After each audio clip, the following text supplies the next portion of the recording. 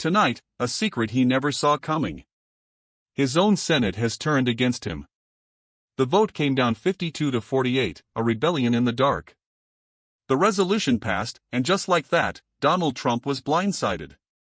He had assumed total control of the Republican Senate, convinced loyalty was guaranteed. But when the gavel dropped, the illusion shattered. 5 Republican senators, Mitch McConnell, Susan Collins, Lisa Murkowski, Rand Paul, and Thom Tillis, joined Democrats in striking down his reckless 50% tariffs on Brazil. For years, Trump has weaponized tariffs as a tool of revenge, not strategy.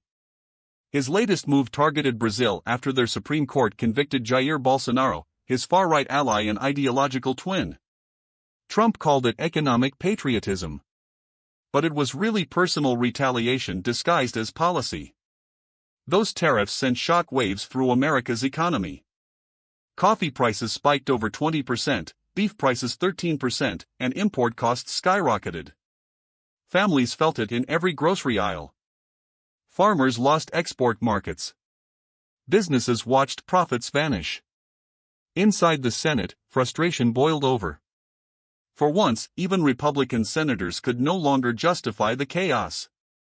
Susan Collins stated plainly, "The constitutional authority is clear, tariffs are Congress's power, not the president's." Rand Paul went further, revealing that at least 20 GOP senators privately opposed Trump's trade war but were too afraid to speak out. They prefer their seat at the Rose Garden, he said bitterly, rather than defending free trade. This vote wasn't just about Brazil. It was about limits. Trump's administration invoked a national emergency under the International Emergency Economic Powers Act, the same law meant for wartime. But there was no war. There was only ego. While the Senate fought back, the House collapsed into obedience. Under Speaker Mike Johnson, MAGA Republicans handed him the keys to their own cage, passing a resolution that whatever Trump declares about tariffs automatically overrides Congress's constitutional authority. So when the Senate rebelled, it sent a message that echoed across Washington: not everyone will kneel.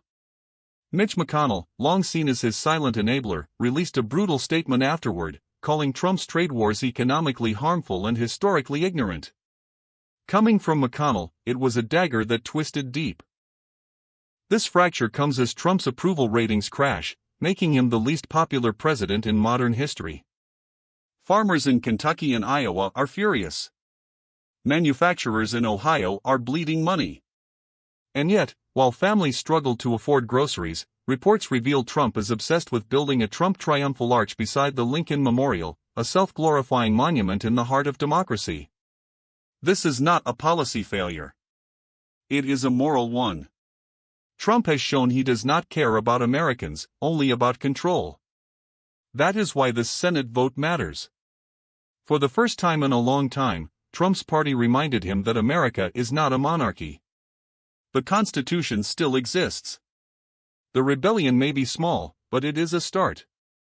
The mask is slipping. The empire he built on fear and illusion is beginning to fracture from within.